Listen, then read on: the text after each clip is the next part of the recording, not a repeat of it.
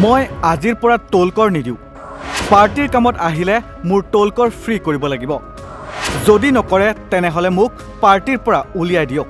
মই পাৰ্টিত নাথাকো। মই আজিৰ পৰা টোল টেক্স নিদিওঁ, কাৰণ ইমান কষ্ট কৰি যদি পাৰ্টিৰ কামত আহিবলগীয়া হয় মোৰ টোল টেক্স ফ্ৰী কৰিব লাগিব, আৰু যদি নহয় তেতিয়াহ'লে মোক পাৰ্টিৰ পৰা উলিয়াই দিয়ক, মই পাৰ্টিত নাথাকো। বিজেপিৰ যুৱ মৰ্চাৰ নেতাৰ দুৰ্দশা শুনিলে দুখ লাগিব আপোনাৰো। টোলকৰ দিব নোৱাৰি অপমানিত হৈ যুৱ মৰ্চাৰ কাৰ্যকৰ্তাই ক্ষোভ উজাৰিলে ফেচবুক ভিডিঅ'ৰ জৰিয়তে। এফালে খাদ্যবস্তু, ঔষধ আৰু অত্যাৱশ্যকীয় সামগ্ৰীৰ মূল্য বৃদ্ধি, আনফালেদি টোলকৰে এতিয়া যেন সৰ্বসাধাৰণ ৰাইজক এক প্ৰকাৰৰ মাধমাৰ সোধাইছে। উল্লেখ্য যে কিছুদিন পূৰ্বে এই টোলকৰ বিগত কৰতকৈ ৫% বৃদ্ধি হোৱাৰ ফলত প্ৰতিবাৰত ৫ টকাৰ পৰা ৩০ টকা পৰ্যন্ত বৃদ্ধি পাইছে টোলকৰ। আৰু এতিয়া এখন টোলগেটতেই এনেকৈ বৰ্ধিত টোলকৰ আদায় দিব লগাত ৰাজ্যৰ 11খন টোলগেটত বৰ্ধিত টোলকৰ আদায় দি প্ৰতিখন ৪চকীয়া বাহনৰ স্বত্বাধিকাৰীসকল দেউলীয়া হৈছে। এই সন্দৰ্ভত ভাৰতীয় জনতা পাৰ্টিৰ কাৰ্যকৰ্তা, শোণিতপুৰ জিলা যুৱ মৰ্চাৰ প্ৰাক্তন সভাপতি তথা বৰ্তমানৰ ৰাজ্যিক সদস্য ৰাকেশ দাসে ক্ষোভ উজাৰি ক'লে এনেকৈ: আজি মই ৰাজপথত অপমানিত হৈছো। কাৰণটো হ'ল টোলকৰ। তেজপুৰৰ পৰা আহিলে ৩০০০ টকাৰ তেল লাগে, তাৰ উপৰিও টোলকৰ। কেনেকৈ পাৰ্টিৰ কাম কৰিম? বছৰত মন্ত্ৰী বিধায়কৰ পৰা এটাও কাম নাপাওঁ, বিচাৰি বিচাৰি ভাগৰি যাওঁ। আমি পাৰ্টিৰ কাম কেনেকৈ কৰিম? আজি মই অপমানিত হৈছো, ৰাস্তাত অপমানিত হ'বলগীয়া হৈছে। কাৰণটো হ'ল টোল টেক্স। মই টোল গেটত আজি পইচা দিব পৰা নাই। মোৰ মানে পইচা অলপ কমেই আছিল, সঁচা কথা যিটো পইচা অলপ কম আছিল। তেতিয়াহ'লে মই কি কৰোঁ, ধৰক মোৰ যি পাৰ্টিৰ আই কাৰ্ডখন আছে শোণিতপুৰ জিলা যুৱ মৰ্চাৰ আৰু ৰাজ্যিক যি এক্সিকিউটিভ সভাত আমাক যি আই কাৰ্ডখন দিয়ে মোৰ গাড়ীত আছিল, মই দেখুৱাইছো। তাৰপিছত তেখেতসকলে ক'লে, লগে লগে যিটো উত্তৰ দিলে যে যুৱ মৰ্চা কোনো মৰ্চাৰ এলাও নাই, কেৱল মূল সমিতিৰ কাৰ্যকৰ্তাৰ এলাও আছে, এনেকুৱা ধৰণৰ কথাখিনি ক'লে। মোৰ এনেকুৱা খং উঠিছে, ভাই দিনে নিশাই পাৰ্টিৰ কাৰণে কাম কৰি আছো, মৰ্চাই কি কাম নকৰে নেকি? কি কথা ক'ব আহে হে আপোনালোকে? এই কথাখিনি মই বাৰংবাৰ মই ৰাজ্যিক সভাপতি মহোদয়কো জনাইছো যে আমি দূৰ দূৰণিৰ পৰা, আমি তেজপুৰৰ পৰা আহোঁ, তেজপুৰৰ পৰা আহিলে ৩০০০ টকাৰ তেল লাগে, তাৰ উপৰিও টোল টেক্স, কেনেকে পাৰ্টিৰ কাম কৰিম?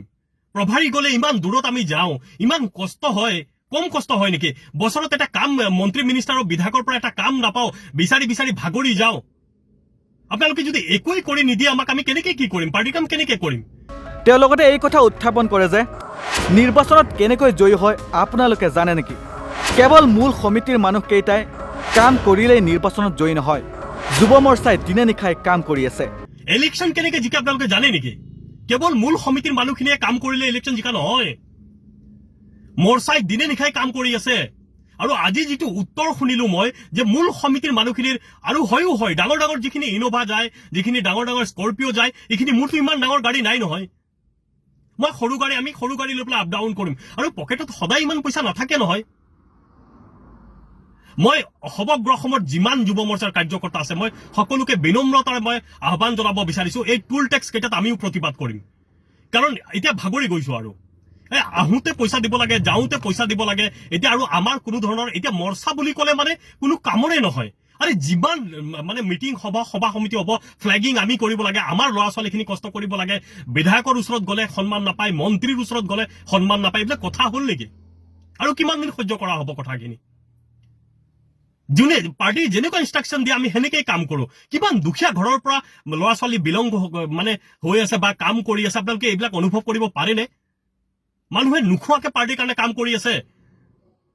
আপোনালোকে কেৱল ইলেকশ্যন জিকাৰ পিছত বাহ লয়, কিন্তু বুথৰ কাৰ্যকৰ্তাই যে মানে তেখেতসকলে কিমান কষ্ট দিনে নিশাই বুথত কৰিবলগীয়া হৈছে, মৰ্চাৰ মানুহখিনি কৰিবলগীয়া হৈছে, যিকোনো মৰ্চা।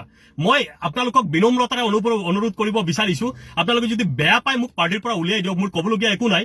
কিন্তু মানে কি, মই সকলো কাৰ্যকৰ্তাৰ কাৰণে মই কৈছো, কাৰণ মোৰ যেনেকুৱা কষ্ট হৈছে মই ভাবো সকলো কাৰ্যকৰ্তাৰে কষ্ট হৈ আছে। আৰু কাৰ্যকৰ্তাই যদি আমাৰ নিজৰ মাজতে সন্মান নাপায়, তেতিয়াহ'লে কেনেকে থাকিব কাৰ্যকৰ্তা? এতিয়াৰ পৰা মই কৈছো, সমগ্ৰ যুৱ মৰ্চাৰ কাৰ্যকৰ্তাই প্ৰতিবাদ কৰিব লাগে। যেতিয়ালৈকে আমি ধৈৰ্য ধৰি আছো, ধৈৰ্য ধৰি থাকিলে এনেকে নহ'ব। আৰু সেইবিলাক আমি ধৈৰ্য ধৰি আজি সেই বিশেষকে সৰ্বভাৰতত আজি চিট কমি যোৱাৰ মূল ৰিজন হ'ল এইবিলাক কাৰণ এজনে এজনক আমি কাৰ্যকৰ্তাখিনিক আমি গুৰুত্ব নিদিওঁ।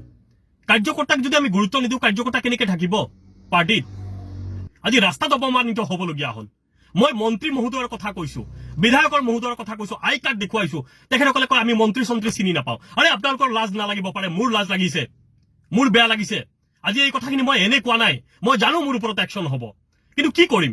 মই যেনেকৈ অপমানিত হৈছো মই ভাবো গোটেই অসমত কাৰ্যকৰ্তা এনেকৈ অপমানিত হৈছে আৰু আপোনালোকে ইনষ্ট্ৰাকশ্যন দিয়ক মন্ত্ৰীকো ইনষ্ট্ৰাকশ্যন দিয়ক বিধায়কক ইনষ্ট্ৰাকশ্যন দিয়ক যিখিনি মানে দিনে নিশাই কাম কৰি আছে কাৰ্যকৰ্তাখিনিক তেখেতসকলক বছৰত 2-3টা কাম দিব লাগিব যদি কাম দিয়া নহয় কেনেকৈ আমি চলিম হেই পাৰ্টিৰ কামত তেল ভৰিবলগীয়া হয় টুল টেক্স দিবলগীয়া হয় ইমান দূৰ দূৰ গোটেই অসমত আজি মই ঢকুৱাখানাৰ প্ৰভাৰী হৈ আছো তাতে যাবলগীয়া হয় কেনেকৈ যাম এবাৰ কথাখিনি আপোনালোকে ভাবিছেনে যদি মোৰ কথাখিনি কোৱাত ভুল হৈছে হয়তো মই উগ্ৰ সুৰত কৈছো কিন্তু লাগিব আপোনাকো যদি ৰাস্তাত কোনোবাই অপমানিত কৰিব এনেকে গাড়ী ৰখাই পেলাই মোৰ পিছফালে মোটামুটি 10খনমান গাড়ী পেলাই পিছফালে লাইন লাগি আছে তেখেতসকলক মোৰ বুজাওতে তাৰ পিছত মই এনেকে পাৰ হৈ আহিবলগীয়া হৈছে তেখেতসকলে এনেকে অপমান কৰিছে যে মই এতিয়াতো মই ৰাস্তাত মাৰপিট কৰিব নোৱাৰো মোৰোতো এটা সন্মানৰ কথা আছে বাৰম্বাৰ মই ৰিকুৱেষ্ট কৰিছো যে মন্ত্ৰীৰ কথা কৈছো কোনো ধৰণৰ আৰু ৰাজ্যিক সভাপতি যুৱ মৰ্চাৰ সভাপতিকো মই জনাইছিলো কথাটো কিন্তু কথাখিনি ইমান গুৰুত্ব নহয় আমি যুৱ মৰ্চাৰ কাৰ্যকৰ্তা না হেনেকে হলে কিন্তু পাৰ্টিত কাৰ্যকৰ্তা নাথাকে মই আজিয়ে কৈ দিলো